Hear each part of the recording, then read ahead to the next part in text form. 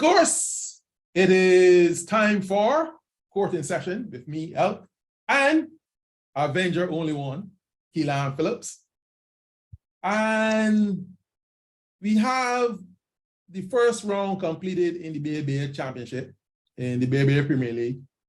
And, you know, first thing, let's talk about what happened last week. Well, we both got 6 and 7, picking our teams to win and both of them lost. So that was a draw, so to speak. But it came to the end of the round. And what do you see? Well, tell me, what do you think about the round as it relates to the teams? I think for the rounds, I think you could clearly see the playoff teams and the rest. But then you could also see maybe like you Pine, like if we were to do tiers, right? We could see obviously that Pine is the best team right now. Then the other 3 playoff teams, Cavs, right now, Cavs, Lakers, and Bulls. They kind of all. It's tough to say who's even really best out of them because right now it's dependent on who's most healthy.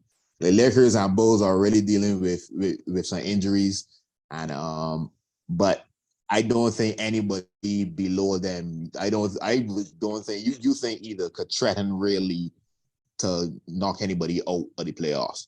Like unless literally everybody on Lakers and Bulls hurt and people got forfeit games, I don't think they're gonna be dropping out. So like you could see like the playoff teams and then the other teams, but I do like how as I said, how schoolboys have been playing over the season. The first 1 or 2 games, you know, there was a little thing, but I think they progressed into and playing really well. Celtics the Spartans are pretty much who we thought they would be. One team is old, the other team is young. Sorry, experience. Right, the other team, sorry, my bad, guys. And the other team is the experience. So yeah, that's pretty much it. Yeah. Well, if I was a better man, to be honest with you, I think Pointers really ran away with this challenge. Yeah. I mean, like, they're not even close. Every metric you could find to define who's the best team, Pointers came on top. Even if you got the gear, then the gear even look better. I mean, like everything just better, right? Yeah. And at first I was saying they may have peaked too early or they really look sharp, but the issue is the tournament get finished fairly quickly, so they are really and truly get a jump start on the competition. Yeah. I saw the Cavaliers. The Cavaliers are what the Cavaliers usually are, right? Good rebounding team, solid, really aggressive. Attacking team. They look the part. Lakers having some problems apart from the injuries. I think, the injuries is part of the story. Yeah. But they will have to do some work to actually threaten any of the top 2. Bulls, though, is an anomaly, though. If Bulls are able to get back their 2 top guys, I think they could cause some problems. But the problem having 2 guys out this long is how will they come in and mesh and get everything rolling again? I saw Raheem Gibbons a couple days, I think earlier in the week, and he was still hobbling fairly badly. So I don't know if he can ever come back. If he does, if he will come back as Raheem Gibbons or just half of Raheem Gibbons. And Bulls will need him to be in top shape. The 3 at the bottom, as you said, we understood. I also am very heartened by the way that the common schools played. I think they're really playing a real nice brand.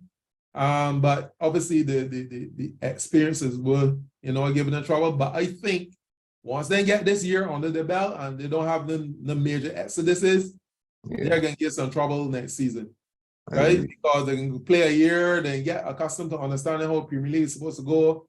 People will still try to rough them up. But if they keep to what they're doing, they should cause some problems.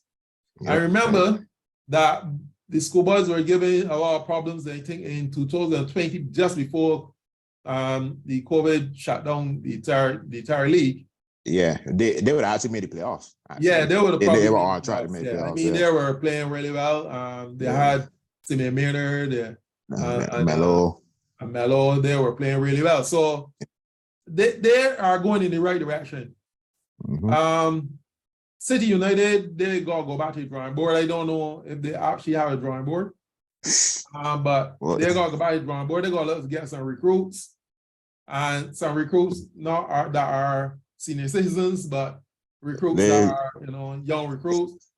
I didn't even know if they got for their time thing. They might not even have wakeboard. They might got a chalkboard. They may not be using. They may use eraser. Yeah. Just use chalk. Right. They be using rock. They be using rock. And a chisel. Right. Guys, don't be Spartans, to me, Spartans got something to build on, but I just think that they need to work a little harder. And I think they need some coaching. I'm not saying they're bad about the coach, but I just think he's inexperienced at this level. And they haven't done it more in the organization, but he is one can win games. And also, sometimes he let his emotions get the better part of him, and then everything goes his way. So he's shooting a lot. He's shooting not a bad percentage. He put in a lot of effort.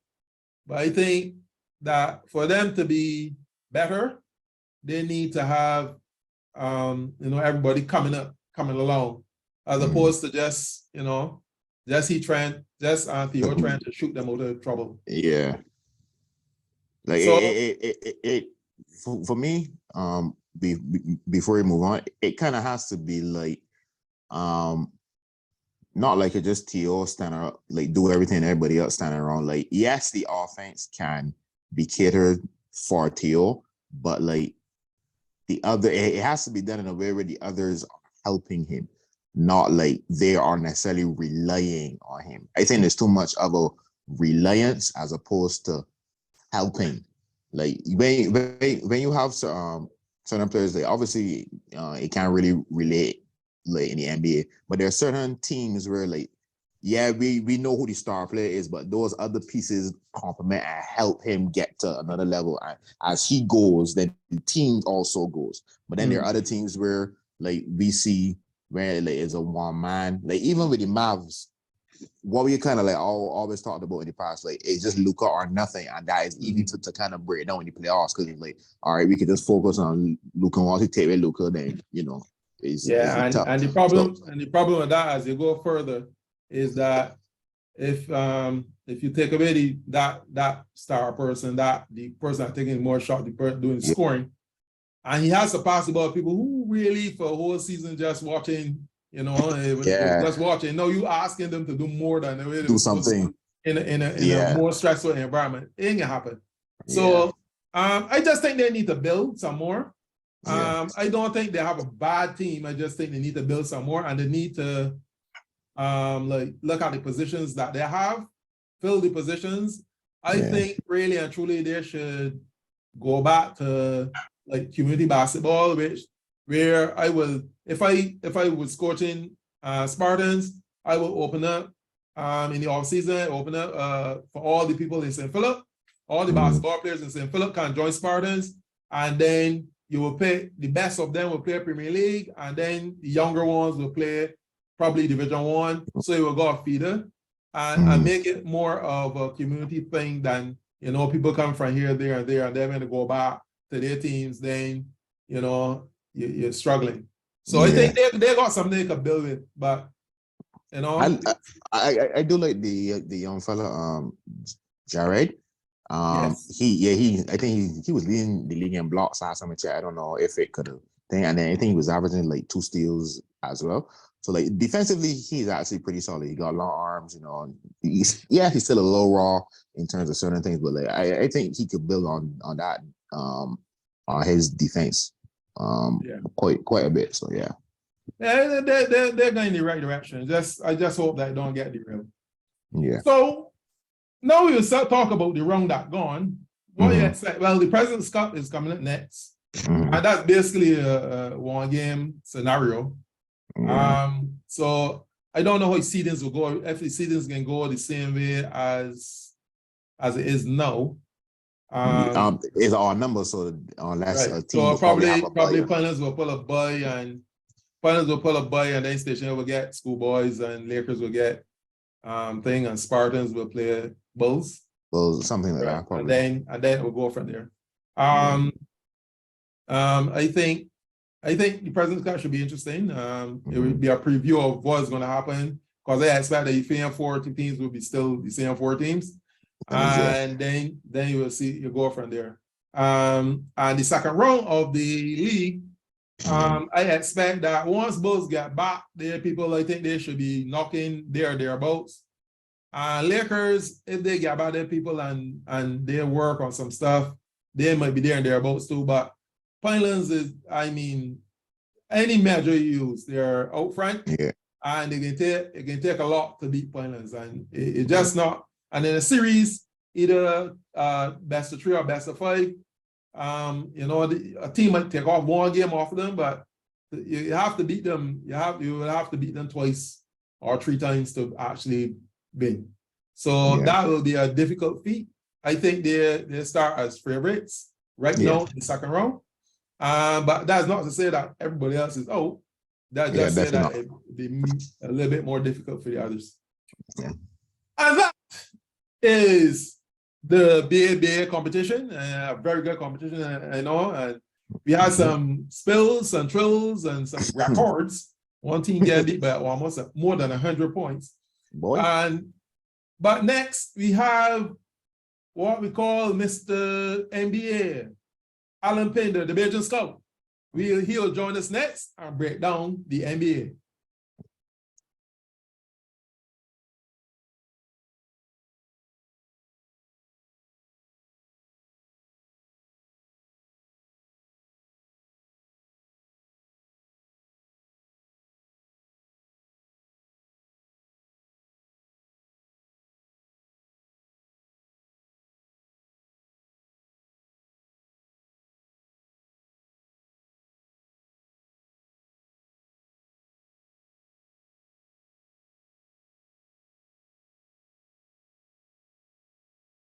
And now we're joined by Alan Pinder, Bajan Scout, and he will be breaking down the NBA for us, East, West, and whatever. So over to you now, Alan. Well, last week we were talking about how a lot of teams were getting big wins over Philly, but Philly, they got their big fish by ending the Bucks 6 game winning streak last week. But seems the Bucks are just getting back on it, and they're starting another winning streak. They're at 3 straight right now. The big news last week, though, was about Ja Morant. He's in quite a bit of hot water right now.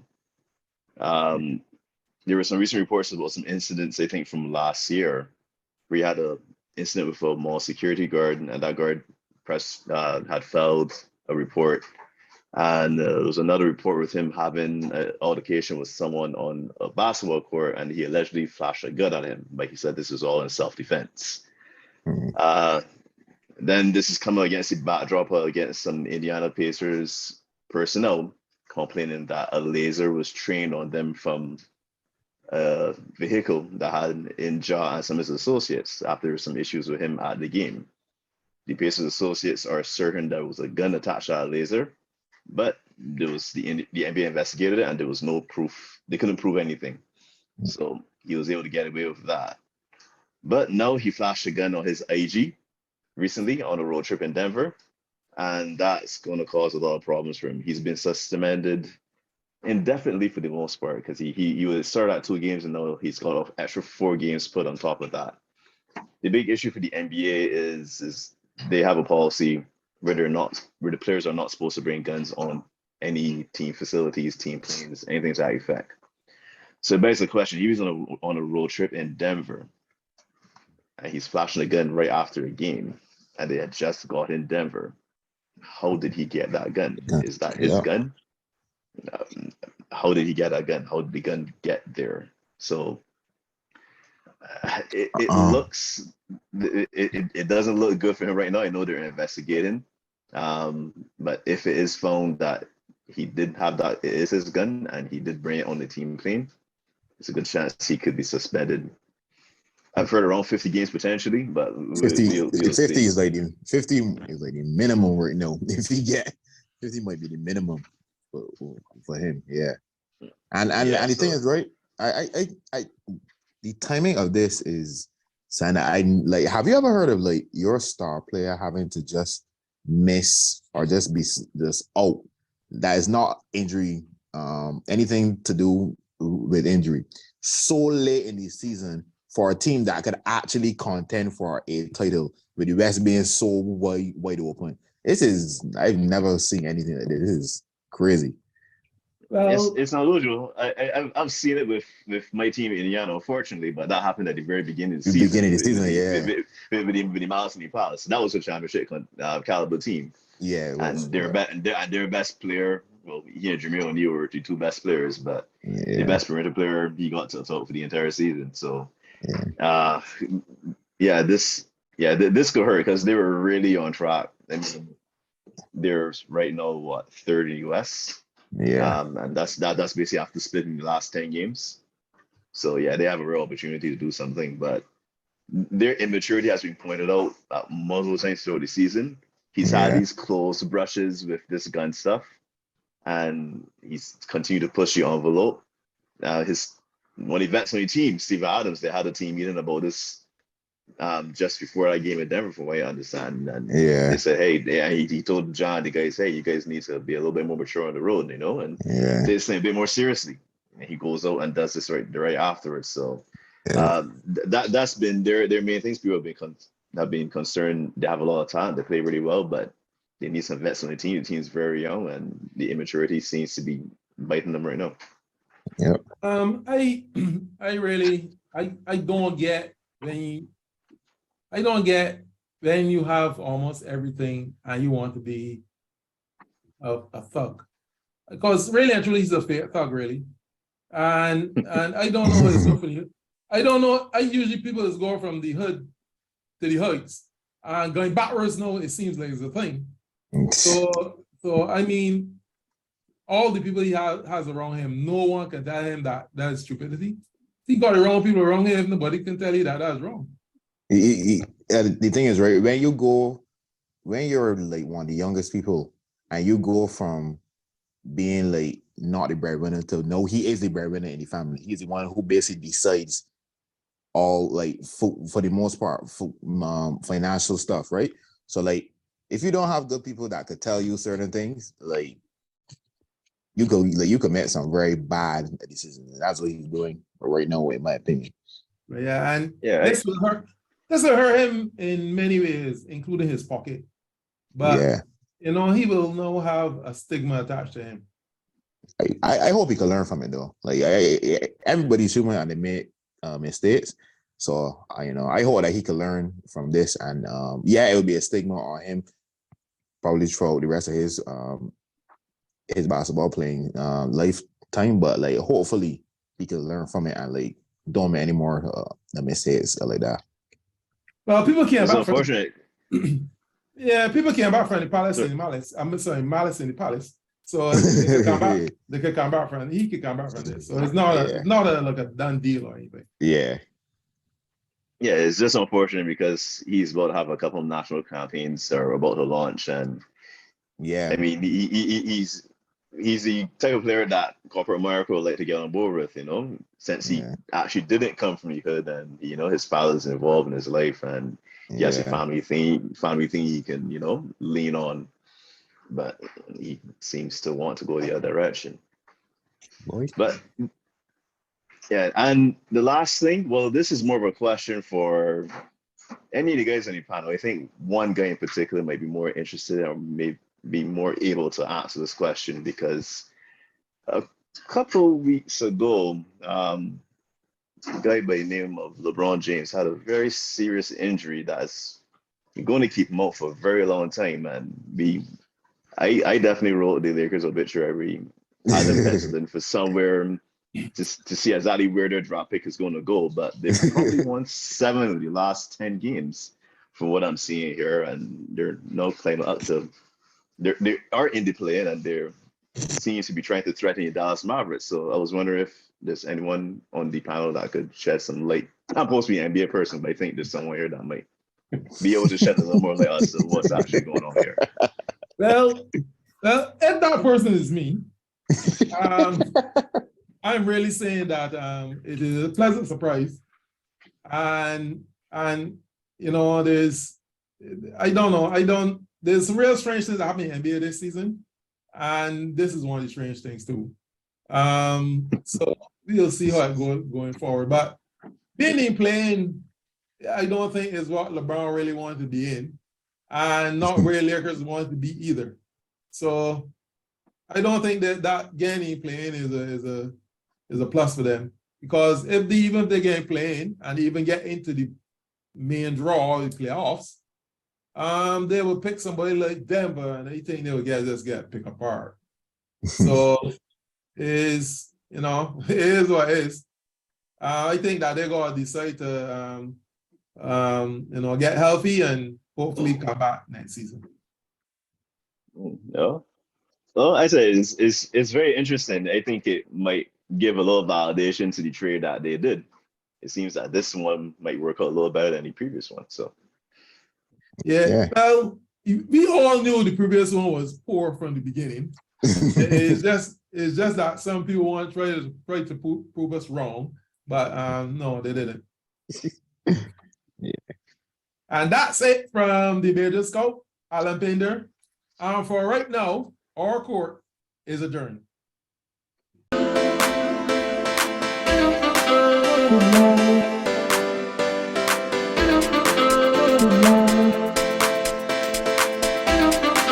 Good morning.